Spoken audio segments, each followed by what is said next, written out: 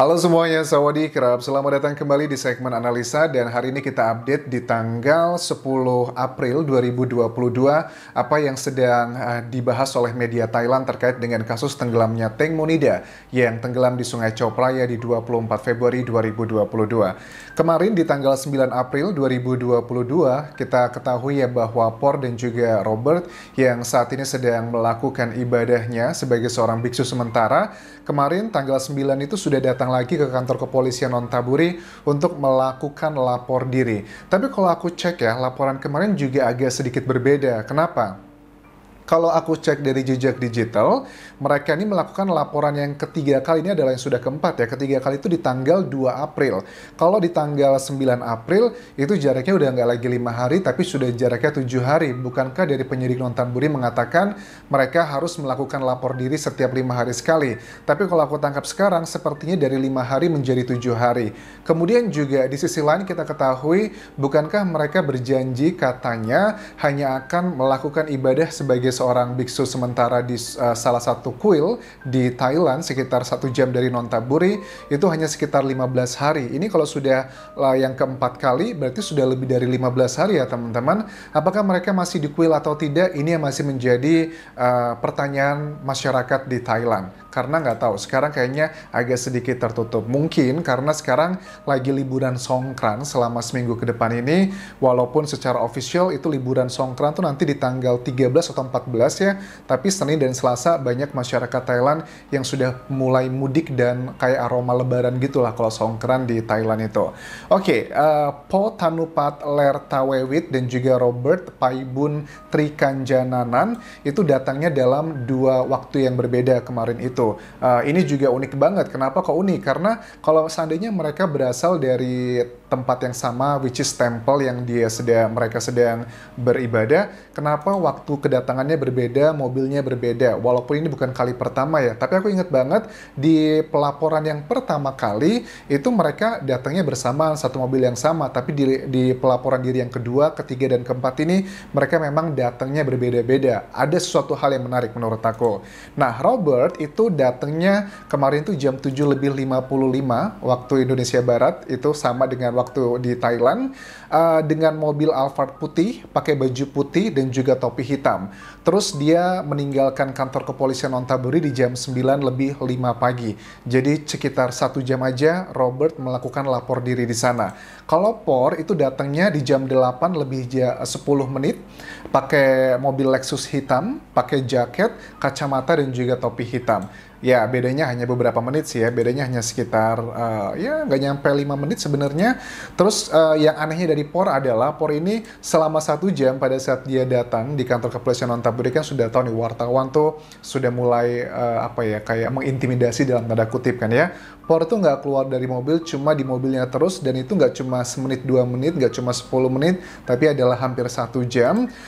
Terus akhirnya si Por ini cuma datang ke kantor kepolisian nggak nyampe 10 menit, karena jam 9:25 diketahui Por sudah kembali lagi ke mobil dan langsung pergi. Terus apa dong, kok beda Anjas Por sama Robert? Mereka, kalau si Robert itu 1 jam kurang lebih di kantor kepolisian, sedangkan Robert nggak nyampe 1 jam.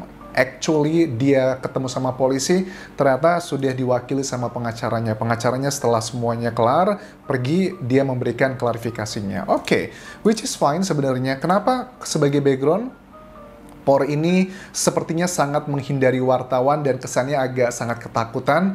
Kita bisa lihat dia pada saat datang kan yang memberikan ini swadee-krab, itu agak secara psikologi aku melihat ada rasa ketakutan dari dirinya, tapi juga nggak mau ketemu. Aku tahu juga pada saat dia melakukan hal yang aneh, mungkin marah atau kesel, justru ini akan membuat citra dia semakin buruk di masyarakat Thailand.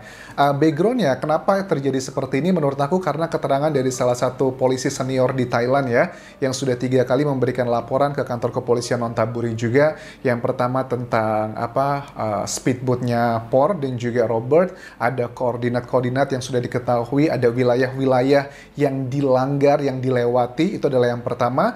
Yang kedua juga polisi senior ini sudah melakukan pengecekan data-data handphone, salah satunya adalah miliknya Por dan juga Robert, itu sudah dicek semuanya. Dan yang terakhir kemarin kan, kita ketahui polisi senior senior ini juga melaporkan ada 2 nomor. Dugaannya adalah nomor tersebut salah satunya adalah miliknya POR. Oke, ini akan aku bahas lebih detail di video berikutnya apa yang terjadi untuk isu ini karena polisi senior ini sudah menyampaikan ada data-data terbaru lagi. Oke, lanjut lagi. Itu adalah untuk kedua saksi yang bersama Teng Mo di hari kejadian, di malam kejadian. Terus gimana dengan Sen Anjas? Oke, Sen itu sudah mendapatkan putusan dari pengadilan Thailand.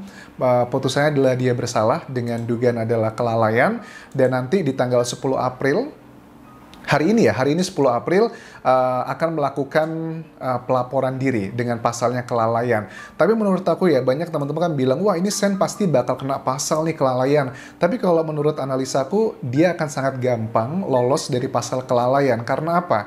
Karena menurut aku gini ya, kan nanti pada saat disidangkan gitu, apa sih istilah, apa artinya kelalaian? Karena kan Sen diberikan putusan kelalaian karena si Teng Mo mau buang air kecil, ini versi Sen ya, mau buang air kecil, pegangan pahanya Sen, dan Sen hanya main HP. Tapi kan itu bukan kelalaian. Menurut aku kelalaian itu adalah yang tepat adalah hanya untuk Robert, karena Robert yang menyetir.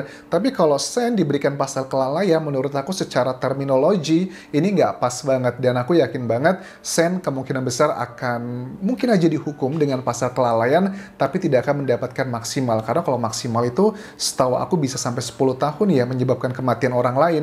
Tapi dengan kejadian yang hanya karena dia mau buang air kecil dan dia tidak ada tanggung jawab, dan itu tanggung jawabnya Teng Mo, kecuali Sen adalah supirnya, itu bisa. Tapi karena Sen hanya sebagai seorang teman, walaupun dihukum pasti tidak akan mendapatkan maksimal. Itu menurut pendapat aku, karena aku sudah lihat ada beberapa istilahnya basicnya adalah kelalaian. Ya nggak pas banget karena kan Sen bukan supirnya gitu. Terus setelah Sen kita bahas adalah Job. Nah, Job ini juga unik teman-teman, karena kan kemarin sempat dihalangi sama sudah sempat diminta sama Deca ya, Pak Deca, pengacaranya Ibu Panida, bahwa si Job ini harusnya juga terkena pasal gitu. Pasalnya adalah perusakan barang bukti, dan sudah berusaha diajukan oleh sejumlah tim pengacara baik yang independen ataupun juga official dari Ibu Panida. Ternyata kan agak sulit karena dipikirnya itu tidak terlalu related dengan pasalnya. Tapi kan sudah diketahui ternyata kemarin memang sudah termasuk kategori, sudah ada putusan pengadilan, Job ini sudah terkena pasal yaitu adalah penghancuran barang bukti,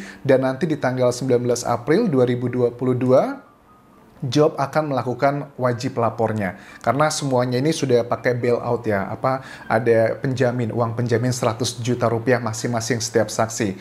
Kok tanggal 19 April Anjas jauh sekali? Kalian masih ingat di video sebelumnya aku pernah bilang bahwa memberitakan bahwa ayahnya dari Gatik itu terkena COVID, yang Gatik, POR, ayahnya, pengacara, dan sejumlah penyidik ya, itu kan juga beraktivitas fisik deket-deketan. Nah, sekarang mereka sedang menjalani karantina mandiri. Oke. Aku tahu lah, kalian juga sebagian yang berpikir, ini ngada-ngada nih kayak Gatik nih. Aku juga sih berpikirnya seperti itu. Makanya akan dilakukan pelaporan lagi tuh tanggal 19 April, yang which is adalah 9 hari lagi. Begitupun juga sama dengan Gatik. Gatik itu sedang menanti keputusan sebenarnya dari pengadilan di Thailand, apakah dia bisa dikategorikan sebagai terkena pasal adalah keterangan palsu. Tapi karena dia juga sedang isolasi mandiri, ayahnya kena COVID, itu adalah protokol di Thailand, makanya dia juga belum tahu kabarnya kapan akan kembali melaporkan dirinya sendiri, karena semuanya memang sepertinya sama trennya. Ada bailout 200.000 baht, plus juga dengan lapor diri tersebut. Nah, kemudian berita berikutnya lagi adalah dari pengacara Deca, teman-teman. Ini menurut aku yang unik sekali. Apa ini namanya tuh Ruang Ratanapong. Ruang Ratanapong, salah satu pengacara independen ya di kasus Teng Monida yang berusaha mengawal kasus ini, itu akan dituntut oleh pengacara Deca karena alasannya memberikan keresahan ke masyarakat di Thailand. Emang apa yang dikatakan oleh pengacara Ruang Ratanapong ini, Anjas? Jadi beliau itu memberikan analisa tentang buang air kecil versinya Sen yang sebenarnya itu tidak masuk akal sekali. Ini beliau ini sudah bersuara dari awal kasus ini muncul, itu sekitar akhir Februari 2022, tapi kan dengan data-data otopsi, dengan keterangan lainnya, itu sebelum muncul semuanya, si Ruang Ratanapong ini sudah menjelaskan dengan kronologi, dengan secara ilmiah, ini nggak mungkin seperti seperti itu. Nah, ini juga sudah mulai memberikan diberikan peringatan oleh pengacara Deca. Hati-hati Anda ya, akan saya tuntut. Karena kan kita tahu ya di beberapa hari terakhir ini, minggu depan, Senin besok ini akan mulai dimunculkan orang-orang yang akan dituntut berikutnya. Sudah ada 5 tersangka ya, 5 tersangka dengan pasal yang masing-masing tadi, tapi akan ditambah dengan Mr. M1, Mr. M2, pengacara ini, 3 orang tambahan tersangka, dan masih ada beberapa orang lagi yang kemungkinan besar juga akan menjadi tersangka, walaupun bukan mereka terlibat dalam kasusnya yang terjadi di 24 Februari tersebut. Kayaknya makin ramai ya, banyak orang menjadi tersangka, tapi let's see aja bagaimana ke depannya. Apakah kejadian malam tenggelamnya Tank Monida akan segera terreveal apa yang terjadi? Sepertinya tidak akan dalam waktu lama lagi, karena sebenarnya kepolisian Ontabrio itu sudah yakin, sudah siap mengeluarkan data-data keputusannya, tapi karena ada beberapa data yang lagi ditunggu, dan pada saat menyampaikan nanti ke media massa sudah ada bukti-buktinya kuat, apakah ini kecelakaan ataukah ada indikasi pembunuhan, itu harus lebih matang. Kalau enggak, pasti bakal di roasting lagi sama masyarakat Thailand. Ya, kita lihat nanti seperti apa. That's all yang bisa aku bahas untuk video kali ini. Dan jangan lupa tonton video-video sebelumnya, karena banyak sekali tiap-tiap poin yang aku sampaikan. Di Thailand itu kasus Tank Monida masih sangat heboh sekali teman-teman. Ada saja berita baru, analisa baru dari media, baik itu TV ataupun juga cetak. Makanya aku berusaha merangkumkan di setiap video-videonya agar memudahkan kalian untuk melihat topik-topik di setiap video pembahasan mengenai Tank Monida. Sampai ketemu lagi di video berikutnya. Terima kasih, tinggalkan like, tinggalkan komen, dan please subscribe channel YouTube ini, serta follow Instagramku di Anjas di Thailand. Khop khun krap, bye-bye.